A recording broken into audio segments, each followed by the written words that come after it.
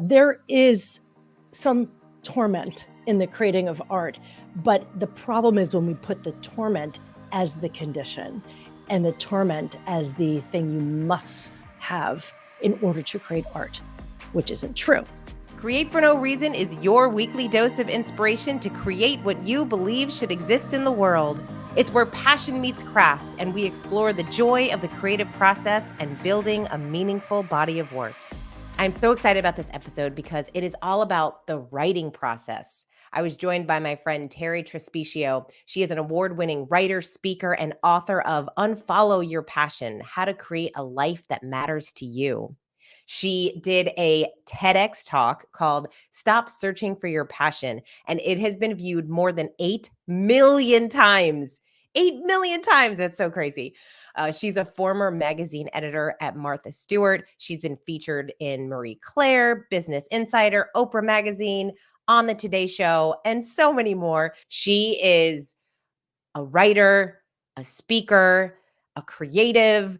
She does all the things. And we had a really wonderful conversation because Terri uses a very interesting method to help writers do their best work, to do it in a way where they find a lot of joy in writing. You're going to walk away with some actions that you can take today to start writing your book, your articles, your blog posts, your newsletters, whatever it is, what all these ideas that you want to put out into the world, but maybe you're keeping them locked inside. These ideas are going to support you in not only doing, but in sharing your best work. Terri, thank you so much for joining me today. Thank you. Fun to be here. I'm really excited about this conversation because you and I met years ago. I don't even know how many years ago. It must have been like a decade ago or something. Yeah, it was a long time ago. And we recently reconnected, and I was so excited to see all of the things that you have been doing, the things that you are doing. So how today do you describe to people what it is that you do? You're in such creative work. How do you describe what you do? Right. And I have to say, just because, everyone hates that question. Everyone chokes a little bit and throws up a little bit in their mouth when they hear that question. But I will tell you this, it depends on who I'm talking to. Because we're here and I know exactly what we're talking about, the way I would explain what I'm doing now is that I am a writer and speaker and a workshop facilitator certified in a very specific method of generating writing and creative content that helps dial down the critic. And I use it in everything that I do. But right now, what do? I offer courses, both live and recorded, that create the conditions for creative breakthrough. Ooh, create the conditions for creative breakthrough. Okay, so I wanted to really dig into the writing process with the work that you do, because that's kind of how we reconnected. A friend of mine was on one of your webinars and I didn't even know you were doing webinars. And so I said, wait a second, I know that girl. Yeah. And then I went onto your website, I saw what you were doing, and that's how we got reconnected. And I joined one of your programs, which is this writing program that you have, that you're using this technique.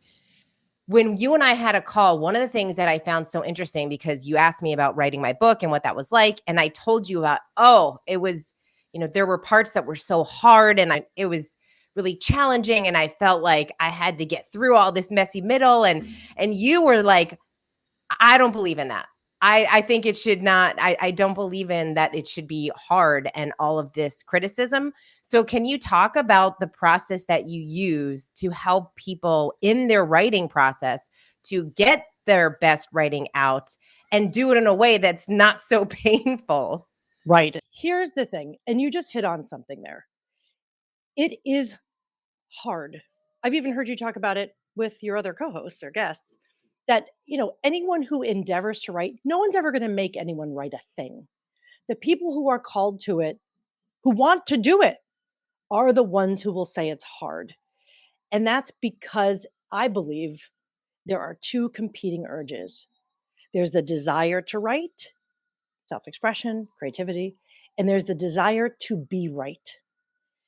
And by that, I mean fear of being wrong, fear of being judged, fear of being criticized. If those things are competing and the desire to be right, perfect, good, acceptable, approved of, outpaces the desire to create, you're not going to be able to create. and it's going to feel hard. But if you are able to shift gears on purpose and make sure that the creative muscle is working harder, the desire to write muscle is working harder than the desire to be right, then you will have a chance in hell of generating anything, because that is key, and that is the hard part. You're talking to someone who is type A, firstborn, Catholic raised woman. It doesn't get more compliant and responsive to criticism than me. So, lest you think I am just a freewheeling creative who just, oh, I just write things and writing books isn't hard. Please, I cried through my own too. There is some torment in the creating of art, but the problem is when we put the torment as the condition and the torment as the thing you must have in order to create art, which isn't true. So to your point, I I have not overcome my critic. You don't get to get rid of your critic. You don't get to. It's like it's part of you. It's been ingrained in you since you were young, right? So what I don't say that I'm just as afraid to write as anyone else, but my practice has overridden the fear and sometimes loses. It's been weeks since I touched my own creative pursuit, as you say, because the further I stay away from it, the more scared I become of it. I know that feeling. I get it. But as you've also said, it's coming back to the table again and again. You asked me, though, about how do you do this? It's not something that can be summed up in 1 second, but the process I have learned and practiced for now a decade. I did not invent it. I learned it from a woman named Suzanne Kingsbury who created the Gateless Method. And I have always identified as a writer. I've been writing my whole life and thought it was hard and struggled to get tried to be the best at everything. But I wasn't writing the kind of stuff I wanted to write. You know why? Because I was trying to be right. And when I went on a retreat of hers and she opened me up to this method, it changed my life. And in a nutshell, and I will leave it here, in a nutshell, it is the process of making writing a somatic act. It's practicing writing with no criticism in the room, meaning virtually, in person, wherever you happen to do workshops that I lead, there is no criticism in the room. There's no suggestions of what you should do better. Everyone doesn't weigh in with their opinions and tell you what you should do. We don't allow any of it. So, in creating the conditions, as I said, coming in that you will not leave crying that someone didn't like your work. It just isn't going to come up. It's not what this room is meant to do. And so, even though people don't trust it at first, it's a little scary. What we do is we write in the moment, we do prompted windows of writing, and we strengthen that fast twitch muscle so that our instinct is to write first, think later. And over practice, doing this on your own and with other people, and then we hear the feedback from other people, but not criticism. What happens is we all write in the moment, and you know this because you've been in workshops with me, Kate. And then we take turns. I mean, not everyone reads. The workshops are often bigger. And someone will read from what they just wrote, rough, unedited work. And we point out what's working, what's strong. And the facilitator, like myself or one of the other certified facilitators, will talk about craft. So you're learning about the art of writing through each other's work. So that's like the big chunk of it. Yes, and I have experienced it, so I I understand this method more because I've actually gone through and actually done this type of work, and I was able to write and share some work and get the feedback, and Yes. it does feel very different than some of the other communities that I've been part of. My curiosity comes with, because I think it's a beautiful place for people to be able to go and feel like there truly is no judgment. We Right. can write, just get it out on the page, as Yep. many writers say, the horrible first draft, whatever it is.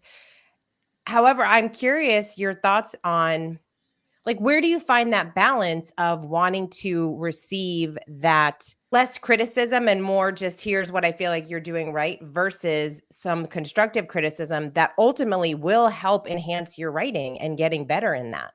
What you're talking about is editing, and editing is a separate process. And the problem is we go into edit the minute we write.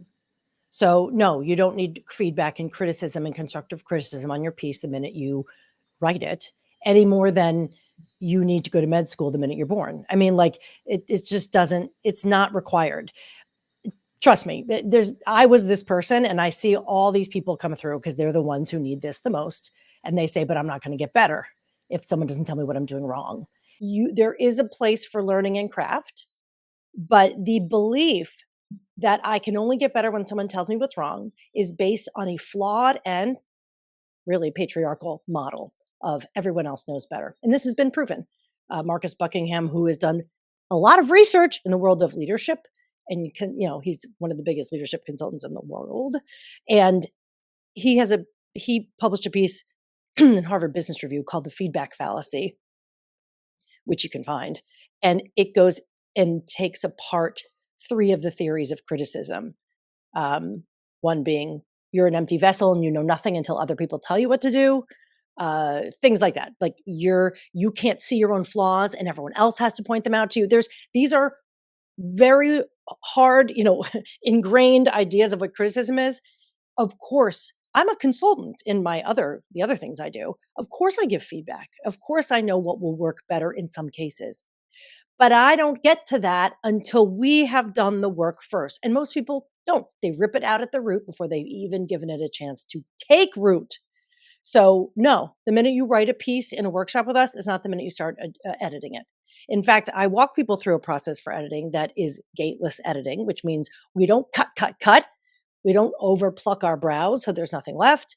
The way I approach editing is I add more content. I open up for more places for detail, more scene, more arc to meaning, more exposition. The editing process is adding first and then dropping what isn't working to the bottom. And when we look at what's strong in a piece, the stuff that isn't working often doesn't get addressed. We don't want to focus on the flaw because then that's all you'll see. And that's what you'll be working on, the flaw.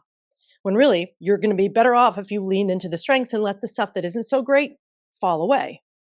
But there's also a risk that people get in these workshops is that they become addicted to the feedback. The whole point of this method is to give you agency as a creative to get to know and see your work as separate from you and something that can be amended, something that can evolve and change and be improved. Yes.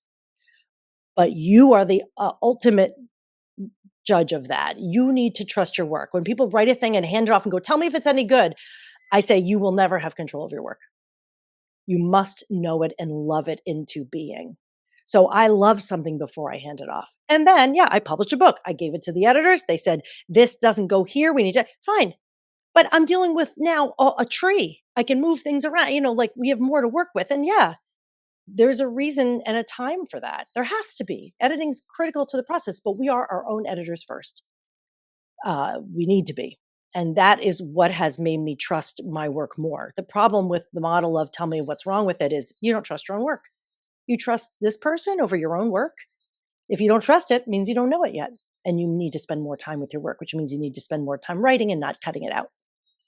That is such a good point around editing versus writing. Like right when you said that, I thought, oh my gosh, because I feel as much as I know to not do that when I'm writing, as I'm writing in my mind, it does go into editing mode. It goes into that place of I'll write a paragraph and think, ooh, that could be better here or there instead of just continuing to go. And what I love about the process that we go through in the workshops is really you just keep writing, get it out, get it out. Yeah. And it does become easier when you're working with people, because I know a lot of people listening either have written a book or they have a book inside of them. I can't tell you, you probably same for you. You meet so many people that say, I have a book in me. I've been thinking about it for 5 years, 10 years, 20 Mm-hmm. years, and they don't write it. What do you feel like are the biggest challenges for people to not write it? Do they feel like they're waiting for the Yeah. right time, No, or they'll probably what's never, holding people back? they probably won't write it because they don't really want to write it. They like the idea of it. And you know what? Most people Ah, will die having a book they didn't write. And by the way, writing the book, that's great. But if you don't write the book, you can also have a great life. Like there's no like, oh, I never wrote my book. Maybe for some people, but if you really want to write your book, you're going to find ways to do it. The problem is, and I didn't come up with this, I've read this many places, uh, is that we fall in love with the imagined work. We think, oh my God, it would be so great. We have this vague, perfected, backlit glow of an idea of what the work is. And we go, oh, it'd be so great. But when we sit down to do it, it's you and a pen and a blank piece of paper, and it's not great at first. It doesn't mean anything yet. It isn't anything yet. That's okay. But most people don't want to be faced with that competent incompetency. You know what I mean? That kind of awareness of what isn't there. Like I've read novels my whole life. I love fiction. Never wrote fiction really, not in a serious way at all. Because I was intimidated. I said, I can't do that. That's not me. That's for other people. So I'll just take in the fiction. I don't need to write it. Well, it's taken me till now to go, writing is writing is writing. There's no reason why that I couldn't write fiction. So I started to work on a novel, but you better believe it's not a novel. Right now, it's a bunch of pages about things, people's names change. There's no plot yet, but I have pages and pages and pages of it because I just go, yeah, write it, write your way in, figure it out. But if you're in love with how you think it could be, what you create, anything you create will never be as good as you imagine it could be someday in the right hands, under the right care, if I hire the right consultant. And if you're in love with the imagined version of it, you will not write it, or you'll just have a really, really hard time. And ultimately, even if you do write it, you might be unhappy with your work because it doesn't match that dream. It's no different than dating. Do you know how many like ideal people in my mind I have for who'd be great for me? I make them up. A real person has real flaws in it. And that's what makes them kind of wonderful. So we have to be realistic about our work the way we learn to be about other people. How do you approach the creative process for you? Like talking through all of this stuff. This, I love that we fall in love with the imagined work. I love that. So how do you as a creator, and you've written books and you do these workshops and you've created this beautiful body of work, how do you approach deciding what I to work start on? naked running through the streets of the work. I just go, just run, just write it. I do all kinds of tricks and things to get myself to do it. On my own website, I have a bunch of articles. Like I had to, I wanted to generate content around this stuff, and it's homework. You just sit down and write an article for your own website that you're like, no one's even going to read that. Like it's baffling how we even get motivation to do anything. But I'm like, oh, I got to write about this. I don't say, oh, I need to cite this and who's the source and who's going to be my source, because I certainly don't have any ideas myself. I have to have someone else tell me. Yeah, of course I'll read other things and get inspired by them. But what I do is I write a quick and dirty, and I just go, I call it like a backstage draft. Well, I'll just go, I think I want to write a piece about, and this is all I'm writing out. I think I want it to be about this, but here's what I actually think about that. But then the more I think about it, I have the conversation on the page. This is for like a nonfiction, right? Like an article or a blog post. And I just write it out until I get to the point. It's going to take you like 5-10 minutes of writing that till you find a groove and go, oh, actually, I think this. You might not know what you think till you write it. And then you go, I wonder who's written about this. So you write for 20 minutes, a half hour, an hour, and you go, I think I've hit a wall. I think I need to know some more. I need more. I need a new seasoning in here. So then I go on Amazon. I go, who's written books about this? And I get the book and I download it instantly to my Kindle, and I'll go looking through it and I go, oh, and I don't read the whole book front to back. I find a piece. I go, oh my God, this is so good. I quote the author. I put that in there. Now I have new ideas to wrap around her idea. So in terms of nonfiction, I just write out all the things I think I wanted to talk about. And often the idea will change. So the heart of this, and the thing that's helped me the most, is not thinking I know more than the work. I follow the work onto the page. I go, okay, I'm going to write a piece about procrastination. I did a piece about why procrastination is a good thing. I like to take a contrary approach. And what if the opposite were true? So I was like, well, procrastination is a good thing because blah, blah, blah, blah, blah, blah, blah. And I start writing it until I've created an argument for myself. And I go, wait, well, was there a time when I did that? Put in a little story. I go, oh, I remember when I put this on. Then you go, well, what does it mean that that happened? So you continue to just follow it. I almost go, come here, come here. Here's like a little treat for the dog here. And you throw the treat and the dog starts running after you. Follow the dog.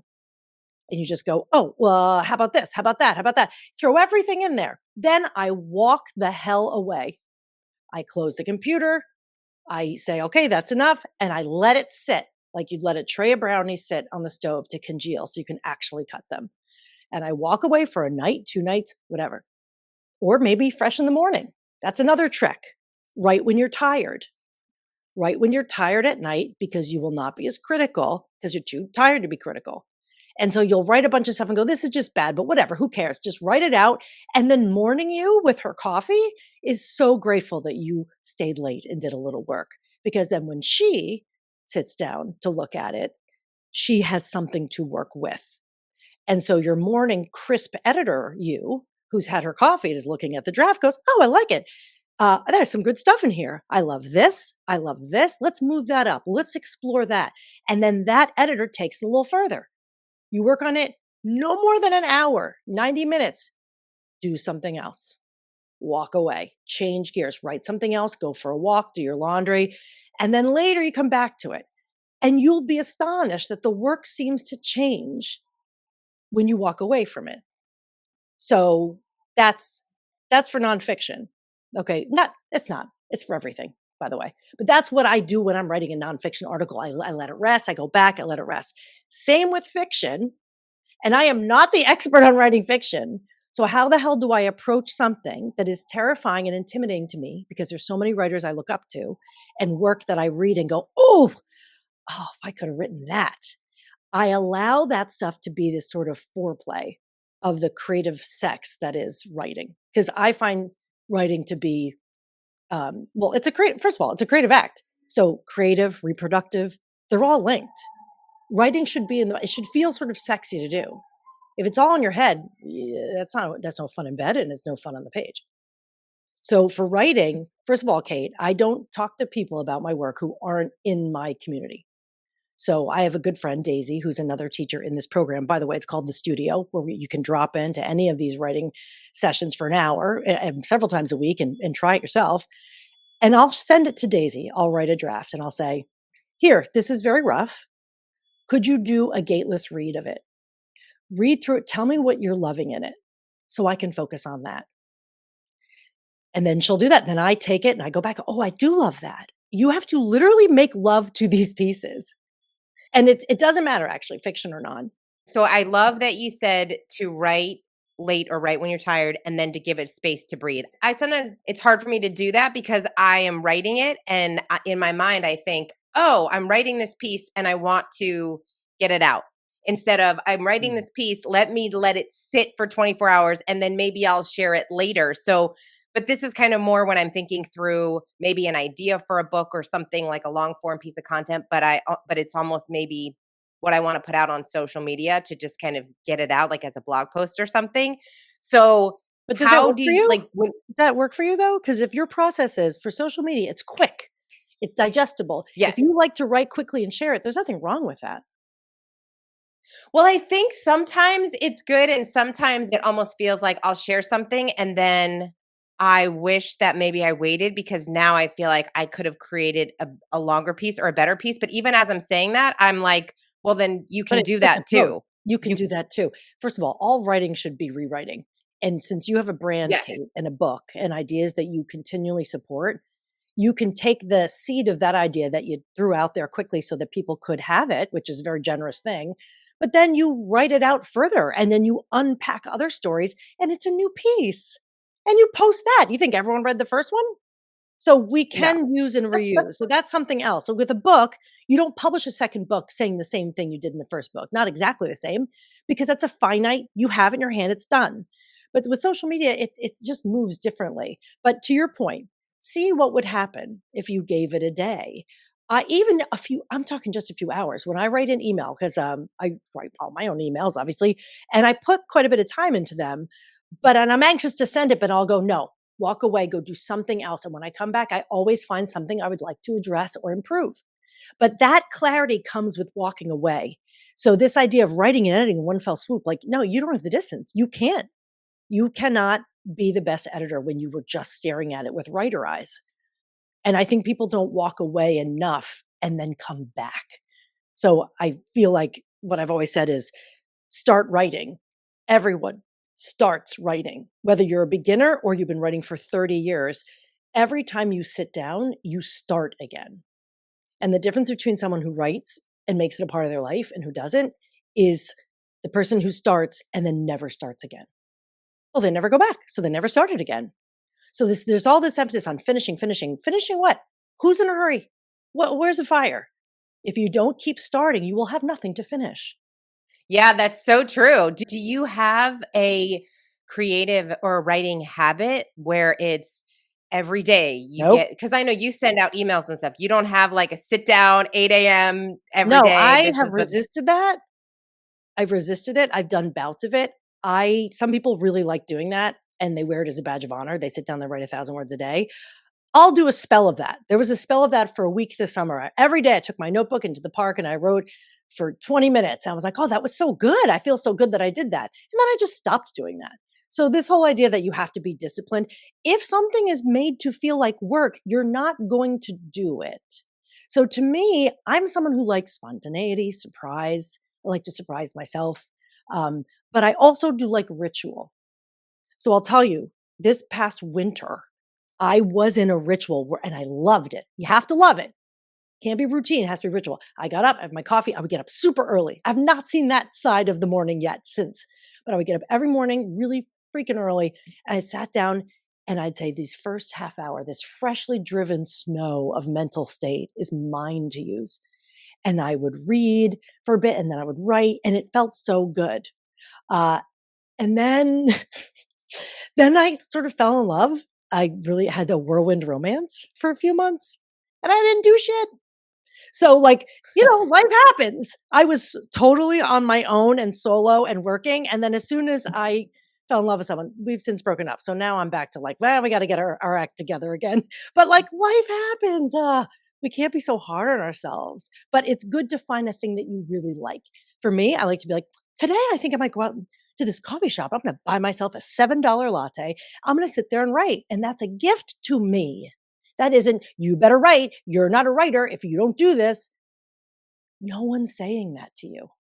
I do that sometimes where I will do exactly that. I love going to a local coffee shop, getting my little coffee, being around all the other people that are I always wonder what people are writing if they're on their computer or like writing in a journal. I'm like, "Are you writing a screenplay? Are you writing a book? What are you doing homework? Like, what are you working on?" And then I just sit and write and it for a lot of people they think it's work, and for me, it's I love that. Like, I love just giving myself permission to I'm just gonna sit and write And for just do however that. long and see where it goes, and Yeah, and just just see what freely, happens. and just see what happens. If you Yeah. don't let out the leash a bit, you don't cover any new ground. You really don't. And why do we love that? Why do we love going to a coffee shop? I realize that it's because there's so much other sound and stuff happening. It gives you something to push against. You have to force yourself to focus. And then you're like, I have to focus on this right now. It's performative. Look at me, I'm working. Like I'm out with humans and I'm working. If I'm home, no one can see me and there's no pressure. And so it's real hard sometimes to stay focused there without a real hard deadline. So the writing, I mean, honestly, eh, I like to feel like writing is the affair. As soon as I make it my job, I have to do it. Now it's work. But if I steal away for a few hours in the afternoon for an affair with my writing, that's a lot more fun than feeling like, well, I gotta do it. That's a joyless slog. I don't know how great art can Yeah. come out of that, for me anyway. Yeah, I don't know, you talk to different people and there some it's almost like comedians where some comedians will say that it's and I know you do stand-up comedy, so some Not comedians talk lately, about but how yes, it comes. yes. But I hear a lot of comedians talk about, there's so much darkness and it comes from all the pain. And so there are artists that say it comes from pain, but then there's others that say it really stems from joy. And I find it interesting that everyone kind of has their own inspirations and how they create. And I even love the fact that you made the distinction between habit and ritual. Like there's just there ritual it even feels better. It feels It's more I purposeful have this ritual. and it's protected, right? It's a practice on purpose. And by the way, for that idea, that's comics, and then not just comics, right? Memoirists too, or anyone who's poets. I mean, songwriters. It's the break. Just ask Taylor Swift. It's the breakups and the pain. But that's fine. We've all had enough pain that we have to draw on. The thing that would make me nervous is if we feel we need to cultivate discomfort and pain and agony and torment in order to create something, because then I think you just actually like the torment. That's your, as my friend says, that's your kink. So if you find that you love to dwell on these old heartaches and cry a lot when you're writing, that's okay. You must be getting something out of it. That must be your kink, right? Is to do that. And if it works for you, fine. But is it affecting your mental state and your functionality? Like, that's something to think about too. But my God, there's enough going on in the world. There's always going to be dark stuff to pull from. I just would think that that comic loves she loves her tight five. She's trying to craft something potent and tight and hilarious. And maybe it comes from pain, but doesn't come from dwelling. That is craft. You cannot be a comic without writing. That's for sure. One of the pieces that I wrote in one of the sessions, it was interesting because some pieces I write and you spend the 20 minutes and you write and then it's beautiful and then I go and then that is the piece. And then others, like there's this one piece that I wrote and Terry, I just fell in love with it I so love much, just this that. short time. And so I thought, so sometimes I leave thinking that was really fun, but other times like this time I left feeling this is something. This is something special that I want to keep working on. And so I keep working on it. And I've been working on it for the past couple of weeks. And You have I just, same piece. yeah. I love Oh, that. it's like a whole I took this one piece that I did in the studio and I've been working on it and I expanding it love out and that. it to me it feels like a poem. I said I feel like this is a poem and I love it. I absolutely love it. And I never would have come up with that or wrote that, I feel like, had I not given Right. myself that time to sit down and just write freely. And now you Cuz what love came out keeping was it. so surprising. And it's fun to go back to it. You are enjoying it's like chipping away at a So sculpture, right? fun. You like to go back to it because you love it. How do people go back to stuff that they hate? If you love it, it's magnetic. It draws you to it. It makes you want to shine it up because you already like it. But when people go, "Oh, this is my shitty first draft and it's terrible," that if something's that terrible, why am I spending time on it? There must be some drawer I could go organize rather than face my terrible work. I don't think anything's terrible. And Kate, since you've been there, you've heard people's work. It is astonishing what people can write in 15 minutes, 20 minutes. So quick. It goes so quick. And the depth, I mean, they are not shitty first drafts. They are raw gems. And maybe it's meant to just be there and write it, and that was its own end. But sometimes it seems to sprout new stems, and it's going to be something else. Something that people always go, "What do I do with this? I wrote this in 20 minutes. It's only like 500 words. What do I do with it?" What does it want to do? Do you ever ask the work, what do you want to be? Maybe you're a story in an email. Maybe you're a post. Maybe you kind of decide to fashion it based on what it seems to be telling you.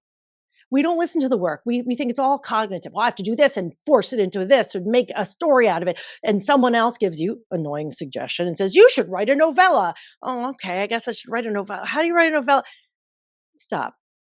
Follow it until it's no fun anymore, and then let it sit and go back to it, and I guarantee you you'll like it better. I like my work better when I go back to it. That's why we have to keep going back. Me too. That's the I have so much fun going back to pieces that I've written, especially those things on my computer that I almost forgot that I wrote. And then I feel like I can take somewhere. You do a lot of branding as well, Mhm. which talking about the work. So when people are writing something, for example, I wrote this piece. It is more of a poem. It is not about business. It's not about any of the things that I do, but it's a beautiful piece of work. And I thought, I didn't ask it where it wanted to go, but right when you said that, I thought, oh, this wants to be in the world somewhere. And I Yes. thought, well, I have a website. I can just put it on my blog. But then my analytical mind says, but that's not part of the work that you do and the work. Like that's not, it doesn't make sense to have it on your website. But then I thought, Why not? Well, why It's my not? You work. talk your It's work is creative pursuits and finding it, and you can always frame it as, "Here's something that I love to do." It's you sharing something you made. It would never be irrelevant. It can't be. yeah, so when somebody is well, if someone's listening, because I think that a lot of people do kind of what you said. We get that intellectual side of our minds thinking this has to be something, I have to do something with this, Oh, yeah, is it instead of just SEO? allowing ourselves to Is it potentially SEO that optimized? Yeah. oh yeah, exactly. Is this lead gen? Is this SEO? Is this going to get me a client? We just kind of tend to go that way instead of, hey, I'm working on this. I have these ideas, and how can somebody listening think I have all these ideas that I want to share, and I want to maybe post them on social media or on LinkedIn or whatever platform of choice, but they really stop themselves because they get too inside of their head, Yeah, and then of course their that's inner the critic editor. comes It's out. too much. It's too much. If you are a business owner or someone who must make content generation part of your life and part of your business and branding and outreach, then ideas people don't wake up wanting to read your ideas. They want to read story. They want to read something they can relate to. So we get all hung up on these big ideas. I need to write a whole thing. And not everything has to be a 3,000 word article, you know? So one thing to do is to take a deck of index cards and just take a few cards. And what's the idea? Oh, I want to write about blah, blah, blah topic. Okay, write that down. What is the other one? I wanted to tell the story about client X. Okay, write down client X. I want to write about just put a shorthand for each of those topics. Shuffle them up, put them in a drawer. And then when it's time to write, you pull one out and you say, "Oh, client X. I'm going to write that story today just for me, just to write it down, not writing it onto WordPress first. I like to handwrite first. That's how I get into my liminal space. That's how I get into the creative. Um, and that's a new thing. I never used to do that. Now I love it. And I'd say set a timer for 20 minutes and you say, write down everything that comes to mind when you think of this client and what you want to say. And you could say a line of dialogue that she said, or you could say, oh, here's the thing that's always bugged me about this client, or here's what I learned from her. Write it all out, 20 minutes, stop, put it away, go do something else. Later, you come back to it and you go, oh, this is interesting. This could be, you know what? I bet this story would work well in my email or on a blog or on a post or all of them because, hello, you put the same content everywhere. That's fine. That might be exactly what you need, the stories, the occasion, but thinly sliced. People are going to write a whole article about this. It's like, oh my God, slice it way thinner and do one story. And then why? Because people like to read about, they like to read a story, they will be more likely to connect with it and you'll have more fun writing it. I've seen people write things in studio, post them on LinkedIn or put them in an email and then write to me and say, this story I would never have thought to share with my community or my audience or prospects, but I got more responses to this email than anything else. Probably because there's real guts in it.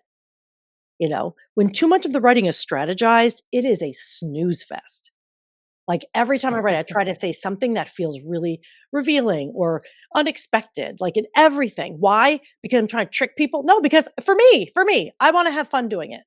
That's why. And if I think it's fun, someone else will think it's fun. If you're not moved by what you're writing and sharing, why would you think it would move anyone else? You cannot move someone else Mm. if it doesn't move you. So if you don't feel it in your body as a, ooh, yes, this is a good one, you can't guarantee a response from people.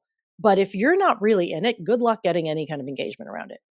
You can really tell when somebody enjoyed doing it versus those listicles or top 5 ways to whatever, Hmm. it's so much more fun to read the story, and when you really know, or even if you feel a little bit uncomfortable if you're reading and thinking, "Oh, I don't know if I would be brave enough to share that that's what I was thinking." And then when you see somebody else do it, you think, "Well, maybe I can share some of that," because we all are human beings and share the same emotions, feelings, and if you're going through something, someone else has gone through it, and I do think it's courageous to share that type of those types of stories where people feel like they are finally connecting with other people that have gone through similar situations or can Hmm. really understand. Well, one caveat there. Uh, do not write about something that you are not fully right with yet. I can write about some things that I'm uneasy about as long as it's not too like the stakes aren't so high. So, like I say, you know, you don't want to go stage diving with your content. Because if you think sharing it will heal you, it won't. It will Mm-mm. risk, because someone else could make a comment. People are idiots and they make little comments and so it's got to be something that you're okay with. What if someone criticized it? Would you fall apart? Because then, no, you're not ready to share that. But then you ask yourself, why would I hesitate to share this? Because I'm not okay with my mother's death? Yeah, maybe you shouldn't. But if you're like, oh, because why? Because it makes you look a little bad? Because your ego thinks that maybe I won't look as good? Usually those are the good ones to share. Because honestly, Yes. no one's interested in reading great things about how easy and wonderful your life is. No one really cares. Like, good for you, I guess. But they want to hear where you're like them. So if the reason for not sharing it is that your ego would take a hit, or you're only saying a thing because it makes your ego feel stroked, question that. Question that. Yeah, it's very, very stoicism and not letting your ego get in the way either way. I heard somebody say something like it can't be still a wound, it should be a Mhm. scar. Yeah, And if you've yeah, gotten over it and it's a scar, then it's okay because now, to your point, you're kind of over it, but don't use yeah. it. Like, that's what I find interesting in social media today. So many people share stuff where they're They're literally not crying on the okay. verge. They're not That's okay just a with it. lot. No, that's a lot. No. And the fact is, if you share something with the world and they have it in their feed and they're reading it, it's no longer yours. It's theirs. Like Right. the book I wrote, yeah, I wrote it. But if someone reads it and has their own experience with it, that's their relationship with the material. If you're uneasy with someone having a relationship with your material, then you're not ready to share it. So if you can let it Yeah. go and allow someone to have their own feelings about it without it destroying your life, then yes, then you can share it. But if the only thing is you're afraid you won't look as good or people won't think you're an expert because you failed at something, well, that's not true necessarily.